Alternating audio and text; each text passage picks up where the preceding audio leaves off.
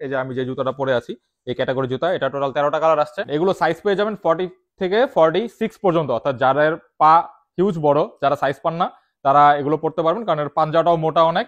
যদি সাইজে একটু চাপা হয়ে থাকে তাহলে এটা ছেড়ে দিবে। এটা 2023 সালের এটি মোস্ট রিসেন্টলি রিলিজ হওয়া একটি প্রোডাক্ট। আউটলুকটা আপনি একেবারে অরিজিনাল মতো পাচ্ছেন। এরপর হচ্ছে ডার্ক সল্ট, এই কালারটি 2023-এর মোস্ট হাইপ প্রোডাক্ট ছিল। কোর ব্ল্যাক রেড, এই কালারটা আমি পরে আছি দেখতেই পাচ্ছেন, অ্যান্ড খুবই কমফোর্টেবল, আমি খুবই কমফোর্টেবল ফিল করতেছি এটা পরে।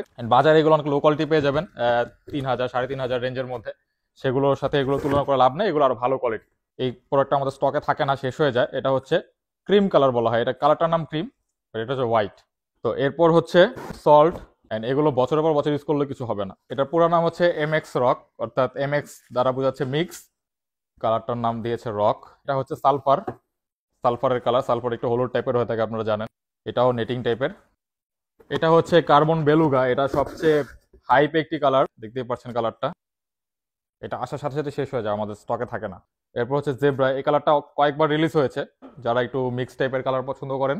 এরপর অ্যাশ পার্ল, এটা একটা গর্জিয়াস কালার, এটা হচ্ছে ডেজিং ব্লু, অ্যান্ড এই কালারটা নিয়ে আর কি বলবো, এটা হচ্ছে স্ট্যাটিক ব্ল্যাক, রিফ্লেক্টিভ পুরাটা।